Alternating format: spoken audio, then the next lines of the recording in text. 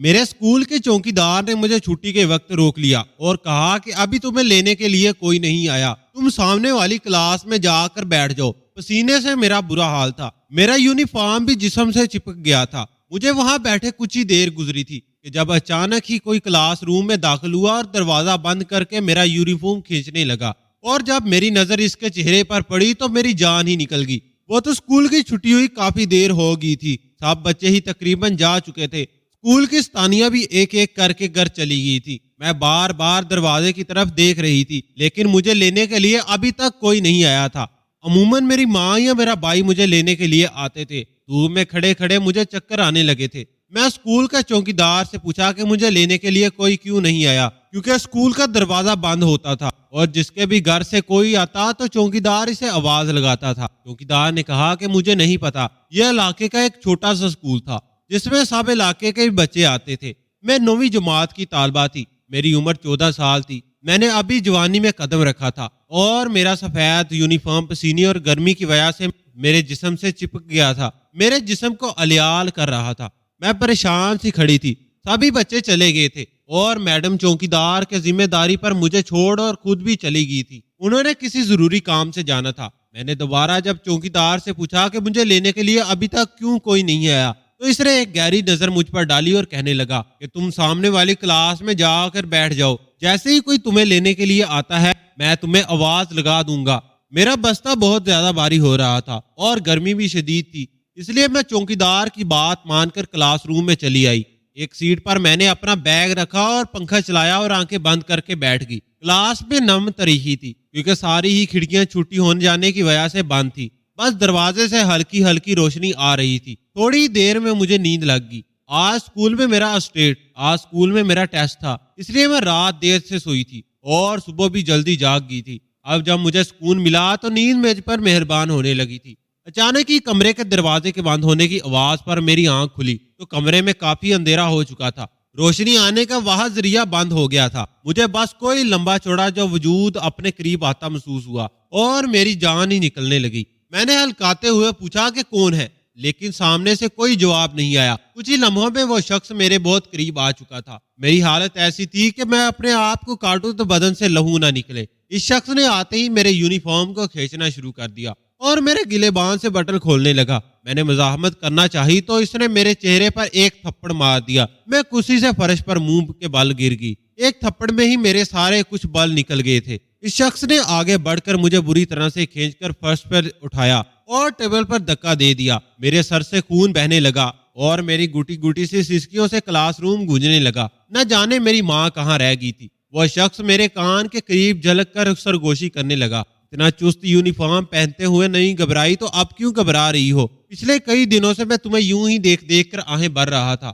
اور میری قسمت دیکھو، آج تم نے میرے ہاتھ ہی لگ گئی۔ تمہارا یہ چست جسم سے چنکار یونیفارم میرے جذبات کا امتحان لے رہا تھا۔ تمہاری گلاب کی کلی کے مانند کھلتی جوانی مجھے بے چین کر رہی تھی۔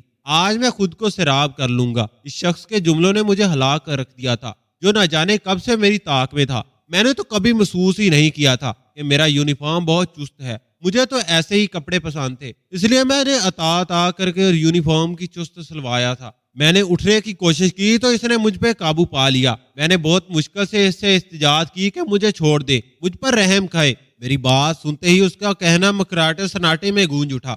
جب اپنی جوانی کی نمائش کرتی ہو تو تب نہیں رحم آتا کہ ہم کس طرح تمہیں دیکھ کر تڑپتے ہیں۔ آج میں تم پر رحم نہیں کھا سکتا۔ میرے اندر ایک طوفان ہے جسے میں نہیں روک سکتا اور اس پر بعد وہ مجھ پر حاوی ہوتا چلا گیا۔ آنے والا ایک ایک لمحہ مجھے موت سے بدتر تھا۔ وہ واقعی ایک طوفان تھا جو مجھے ڈبا رہا تھا۔ میرے لیے سانس لینا بھی محال ہو رہا تھا۔ 1 گھنٹے تک وہ میرے ساتھ زیادتی کرتا رہا۔ میرے جسم کا کوئی ایسا حصہ نہیں بچا تھا جہاں سے اس نے مجھے کوئی نشان نہ دیا ہو، اور جب وہ تھک کر پیچھے ہٹا تو میں اچانک ہی اس کا خون گنگنانے لگا۔ خون کی سکرین کی روشنی جیسے ہی اس کے چہرے پر پڑی، ادھر میری حالت میں یہ دیکھ کر میری جان نکل گئی کہ وہ میرے لیے کوئی اجنبی نہیں تھا، بلکہ میں تو اسے اچھے سے جانتی تھی، اس کی بہت عزت کرتی تھی، اور اس نے میری عزت کو تار تار کر دیا تھا۔ جانے سے پہلے اس نے اپنے فون سے میری بہت سی نابیضا تصویریں بنائی اور مجھے دھمکی دی کہ اگر میں نے اپنی زبان کھولی تو وہ مجھے آسانی سے میرے گلے میں بدنامی کا توڑ ڈالے گا۔ میں اپنی جگہ سن ہو گئی تھی، مجھ میں ملنے کی بہت طاقت نہیں رہی تھی۔ میں اب بہت مشکل سے اپنا ہولیا درست کرتے اٹھی تو اس نے کہا کہ اسکول کی پچھلی گلی والے دروازے سے نکل جاؤ اور بھول جاؤ کہ ایسا بھی کچھ ہوا تھا. ہاں اگر میرا دوبارہ دل چاہے گا تو میں تمہیں بتا دوں گا, اب کہ تم اپنی مرضی سے آنا, ورنہ اس نے مجھے دھمکی دیتے ہوئے اپنا فون دکھایا تو میں خوف زدہ ہوگی. میں نے اپنا بستہ اٹھایا اور لڑکھڑاتے قدموں سے اسکول کے پچھلے گیٹ سے نکل کر اپنے گھر کے راستے پر چلنے لگی. مجھے کچھ بھی دکھائی نہیں دے رہا تھا. راستے میں موجود مجھے ہر مرض سے گن محسوس ہو رہی تھی. آج مجھے اپنا چست یونیفارم بھی بہت برا لگ رہا تھا. میں بار بار اپنے دوپٹے کو اچھی طرح ٹھیک کرتی, بس چلتی جا رہی تھی. 15 منٹ کا راستہ میں نے گرتے پڑتے آدھے گھنٹے میں طے کیا تھا. جیسے ہی میں گھر میں داخل ہوئی تو بھابھی مجھے دیکھتے ہی غصے ہونے لگی کہ کہاں رہ گئی تھی تو اماں کی طبیعت اچانک بگڑ گئی اور تیرا بھائی اسے لے کر ہاسپٹل گیا ہے. اسکول کے چوکیدار کو کہہ کر بھی گیا تھا کہ رمشا سے کہنا کہ وہ خود ہی گھر آ جائے, لیکن تمہیں تو ہوش ہی نہیں ہے. اماں بیمار ہے اور تمہاری آوارہ گردی چل رہی ہے.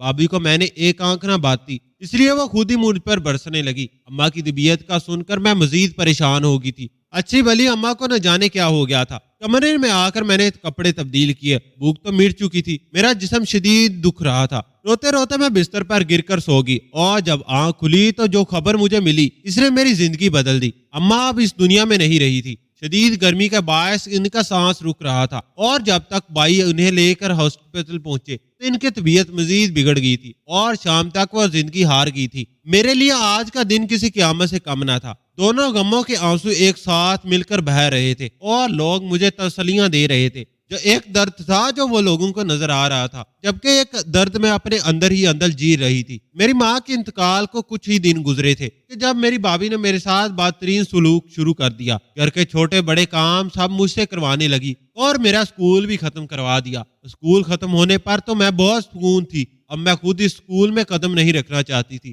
لیکن میرے سر پر ہر وقت ایک ہی خوف سوار رہتا تھا کہ وہ شخص اگر میری نابیزہ تصویر. کچھ دن گزرے تھے کہ جب مجھے اپنی طبیعت میں تبدیلی محسوس ہونے لگی اور میری طبیعت بہت خراب رہنے لگی اور دھیرے دھیرے مجھے اندازہ ہوا کہ میرے جسم میں تو ایک اور جان پڑ رہی ہے. میری بھابھی کا سلوک تو میرے ساتھ ویسے بھی بہت زیادہ خراب تھا. اس بار انہیں اس بارے میں کچھ بھی پتا چل جاتا تو وہ میرا حال برا کر دیتی, لیکن یہ بات زیادہ عرصے تک تو چھپ نہیں سکتی تھی اور میرے ساتھ بھی ایسا ہی ہوا تھا. آنے والے تیسرے مہینے میری بھابھی کو پتہ چل گیا اور اس کے بعد انہوں نے مجھے اتنا مارا کہ میرا پورا جسم نیل نیل ہو گیا.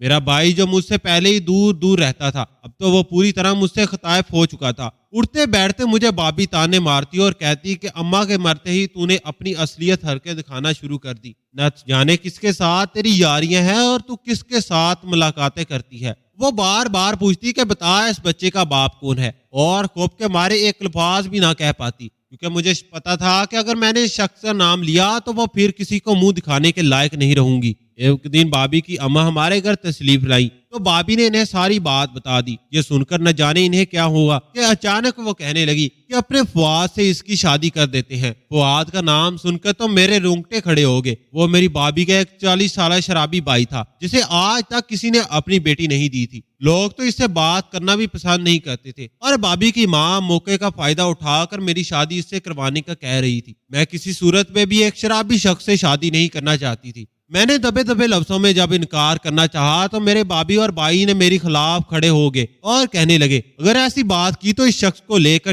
جس کا گناہ تو ہمارے سر پر کھولنے والی ہے. بھائی کی بات سن کر میری بولتی بند ہو گئی تھی. ایک طرف کنواں تھا تو دوسری طرف کھائی. میں روتے دھوتے نہ چاہتے ہوئے بھی فواد سے نکاح کرنے پر مجبور ہو گئی تھی اور یوں میری بھابھی نے میری شادی اپنے 40 سالہ شرابی بھائی سے کروا کر مجھ سے اپنی جان چھڑوا لی. سارے محلے والے اس شادی پر حیران تھے کیونکہ میں صرف 14 برس کی تھی اور بھابھی کا بھائی 40 سال کا تھا. اور جب یہی بات لوگوں نے میری بھابھی سے کہی کہ تم نے ایک یتیم اور بے سہارا بچی کو اتنا بڑا ظلم کر رہی ہو, تو بھابھی نے رو کر سب کو ماں بننے کی خبر سنا دی اور کہا کہ اگر میں نے اس کی شادی ابھی تک نہ کی تو یہ اس بچے کو پیدا کرے گی کہ جس کے باپ کا ہمیں علم ہی نہیں, اور اس کے بعد جو بدنامی ہمیں اٹھانی پڑے گی اس کا کوئی بھی تصور نہیں کر سکتا. یہ سن کر تو محلے والوں نے بھی اپنے کانوں کو ہاتھ لگا لیا کہ ماں کے مرتے ہی میں نے کیسا چاند چڑھا دیا ہے. وہ لوگ جو کل تک مجھ سے ہمدردی کر رہے تھے اب وہ مجھ پہ تھوکنے لگے تھے. سادگی سے میرا نکاح کر دیا گیا تھا اور میں رخصت ہو کر فواد کے گھر آ گئی. فواد کے کمرے میں بیٹھے مجھے ابھی زیادہ دیر نہیں گزری تھی کہ وہ کسی کھلے سانڈ کی طرح میرے کمرے میں داخل ہوا اور آتے ہی دروازے کی کنڈی لگا لی. وہ آج بھی پوری طرح نشے کی حالت میں تھا.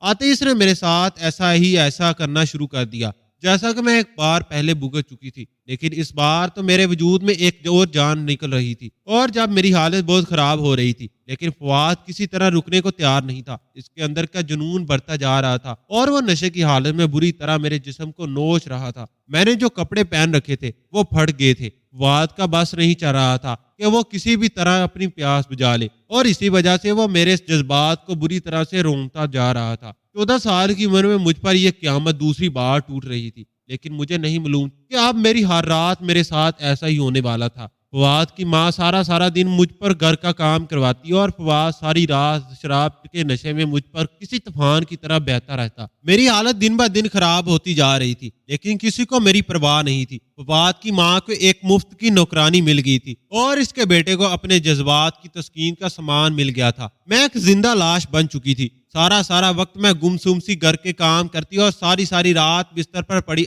अजियत बर्दाश्त कर रही होती। जब सुबह का फवाद मुझे छोड़कर चला जाता तो मुझे लगता कि जैसे मुझे एक दफा मेरे हालात दिन ब दिन खराब होते जा रहे थे। एक रोज फवाद की माँ ने मुझे सब्जी लेने के लिए बाजार भेजा, क्योंकि इनकी तबीयत ठीक नहीं थी। वो दिन शायद मेरी जिंदगी का एक और मनहूस दिन था और अभी मेरी आजमाइश खत्म होने वाली थी। जैसे ही मैंने बाजार से सब्जी लेकर सड़क पार करने लगी तो एक गाड़ी मेरे आगे आकर रुकी और शीशे के अंदर मुझे जो चेहरा दिखाई दिया, मैं सांस लेना भूल गई। यहीं से तो मेरी बर्बादी का सफर शुरू हुआ था। इस शख्स ने शीशे में से इशारा करते हुए मुझे गाड़ी में बैठने का कहा। मैंने जैसे ही इनकार किया तो वो अपना मोबाइल फोन उठाकर लहराने लगा। मैंने इसको धमकी दी, बहुत अच्छे से समझाती। मैंने इसकी धमकी को बहुत अच्छे से समझती थी, इसलिए मजबूरन इसकी गाड़ी में जाकर बैठ गई। वो तेजी से गाड़ी चलाते हुए एक सुनसान जगह पर पहुंच गया और गाड़ी रोककर मेरी तरफ देखने लगा। क्या तो कुछ भी नहीं बिगड़ा था। वो तो आज भी पहले जैसा लंबा चौड़ा और वजहाना मौजूद था, लेकिन मेरा सब कुछ खत्म हो गया था।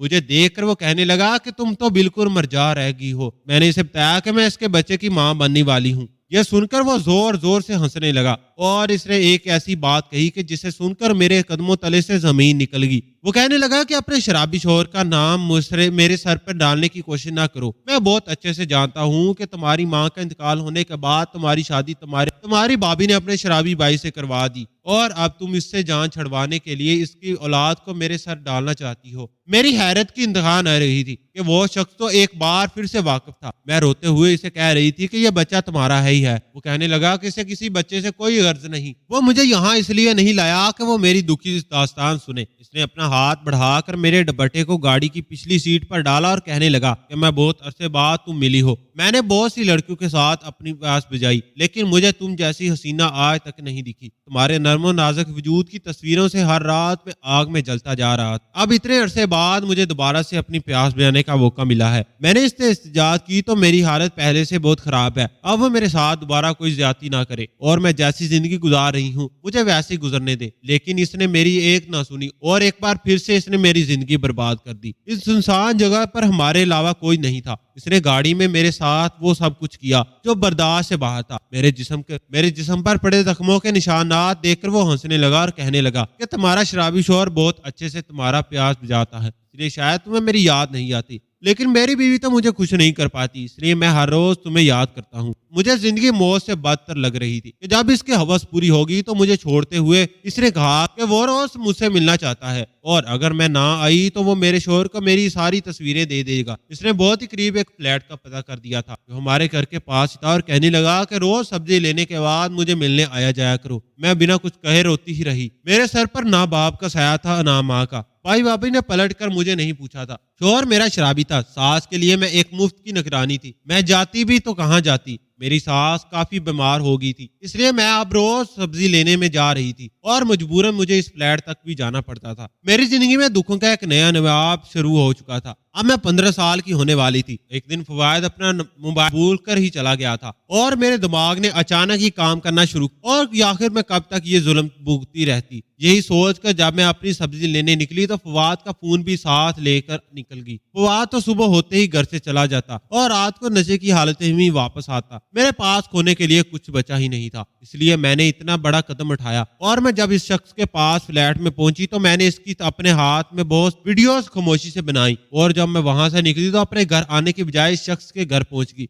कि चौकीदार ने मुझे अंदर जाने की इजाजत दे दी और मैं ड्राइंग रूम में बैठी इसकी बीवी का इंतजार करने लगी। जैसे ही इसकी बीवी कमरे में दाखिल हुई तो मुझे देखकर हैरान रह गई और मेरे गले लगकर कहने लगी कि रिमशा, तुम इतने अरसे बाद कहाँ से आई थी? तुम जैसी ज़हीन और काबिला तालबा को खोकर मुझे बहुत अफसोस हुआ था। अपनी माँ के इंतकाल के बाद तुमने अचानक ही स्कूल छोड़ दिया और इसके बाद मुझे अचानक ही पता चला कि तुम्हारी शादी हो गई है। जियत आंसू के जरिए निकल रही थी। मैंने मैडम से कहा कि मुझ पर जुल्म बुरी भाभी ने मेरी नहीं किया बल्कि सर ने ही किया है। मैडम मेरी बात सुनकर हक्का बक्का रह गई कि ये क्या कह रही हो। मैंने मैडम को बताना शुरू किया कि जब मेरी माँ मुझे लेने के लिए ना पहुंची तो चौकीदार ने मुझे इंतजार करने को कहा। इस दिन आपको जल्दी ही थी और आप भी स्कूल से निकल गई थी और आपके पीछे सर को भी स्कूल से जाना था, लेकिन वो स्कूल से जाने के बजाय चौकीदार के पास गए और कहने लगे कि तुम चले जाओ और रिमशा को मैं इसकी माँ के साथ भेजकर घर चला जाऊंगा। चौकीदार ने जब सर को बताया कि रिमशा के भाई ने कहा है कि इसे अकेले ही घर भेज दिए क्योंकि इसकी माँ की हालत बिगड़ी हुई है और इसका भाई इन्हें अस्पताल लेकर जा रहा है, तो सर ने ये कहकर चौकीदार को भेज दिया कि वो रिमशा को बता देंगे। और चौकीदार के जाने के बाद बहुत स्कूल का दरवाजा बंद कर वो क्लास रूम में चले आए क्योंकि इन्हें अच्छे से पता था कि अब मुझे लेने के लिए कोई नहीं आने वाला है। इसके बाद मुझ पर गुजार एक एक लम्हा मैंने मैडम के सामने बयान किया। मैडम की हालत देखने लायक हो चुकी थी। वो सोच भी नहीं सकती थी कि इनका शोर इस हद तक गिर सकता है। इन्हें मेरी बात पर यकीन नहीं आ रहा था, लेकिन इसी वक्त मैंने इन्हें सारी बात पूरी तरह से बता दी और ये भी बता दिया कि वो अभी तक मेरे साथ किस तरह का सलूक कर रहे हैं। सबूत के तौर पर मैंने अपने मोबाइल में बनी हुई वीडियो इनको दिखा दी तो वो काम कर ही रह गई। इन्हें मेरी बात पर यकीन आने लगा था कि इसी वक्त सर भी घर में तशरीफ ले आए और मुझे देखकर हैरान रह गए और फिर अपनी बीवी से कहने लगे कि इस लड़की की बातों का भरोसा ना करना, ये मेरे खिलाफ तुमसे झूठ बोलने आई है। लेकिन मैडम जान गई थी कि इनके शोहर के दिल में चोर है क्योंकि पिछले कुछ साल से काफी लड़कियों ने इसकी तरह की शिकायत दर्ज करवाई थी कि कोई शख्स इन्हें हरासा कर रहा है, लेकिन किसी में भी इतनी हिम्मत नहीं हुई थी कि वो सर का नाम लेती। मेरे पास अब खोने के लिए कुछ बचा ही नहीं था, इसलिए मैंने बिना डरते मैडम के आगे सब कुछ बयान कर दिया था। मैंने इन्हें यह भी बता दिया था कि मैं सर के बच्चे की मां बनने वाली हूँ और वो चाहे तो टेस्ट भी करवा लें, मेरी बात का यकीन कर लें। मैडम को तो वैसे ही मेरी बातों का यकीन हो चुका था। उन्होंने अपने शोहर के मुंह पर एक जोरदार थप्पड़ सीधा किया और कहने लगी कि मेरे टुकड़ों पर पड़ने वाले तुम एक नाकाम शख्स हो जो हमेशा मेरे पीछे चलता है और तुमने मेरे साथ ही ऐसा किया और ऐसा धोखा दिया। तुम तो आस्तीन का सांप निकले। तुमने मेरे साथ स्कूल में पढ़ने वाली मासूम बच्चियों की जिंदगियों को दाग दाग कर दिया था। मैं तुम्हें कभी माफ नहीं कर सकती। ये कहकर उन्होंने फौरी पुलिस को बुलवाया और अपने शोहर को खुद पुलिस के हवाले कर दिया। मैडम एक बेलाद औरत थी और सर इस बात का फायदा उठाकर इनके पैसों पर ऐश कर रहे थे। आज जब सारा सच खुलकर सामने आया था तो मैडम ने मुझे कहा कि मुझे परेशान होने की जरूरत नहीं है। उन्होंने एक वकील से बात की और मेरी तलाक मेरे शराबी शोहर से करवा दी। कुछ अरसे में मैंने एक खूबसूरत बेटी को जन्म दिया था जिसे मैडम ने अपनी गोद में ले लिया था। मैं मैडम के घर में रह रही थी। मैडम ने कहा कि दोबारा तुम्हारी तालीम का सिलसिला जारी रहेगा। मेरी माँ इस दुनिया में नहीं रही, लेकिन मैडम ने इनकी जगह ले ली थी। इस अदालत में चलने के बाद मैडम के शोहर को कैद बेमशक सजा सुना दी गई थी। जुल्म कितना ही बुरा क्यों ना हो और जालिम कितना ही ताकतवर क्यों ना हो, लेकिन एक ना एक दिन अंजाम को जरूर पहुंचकर रहता है। आपको आज की कहानी पसंद आई होगी तो वीडियो को लाइक शेयर जरूर कीजिएगा और अपने दोस्तों के साथ भी शेयर कीजिएगा। और हाँ, अगर आपने अभी तक हमारे चैनल को सब्सक्राइब नहीं किया तो जरूर सब्सक्राइब करें। मिलते हैं कल एक और नई और सच्ची कहानी के साथ। अल्लाह हाफिज, शुक्रिया।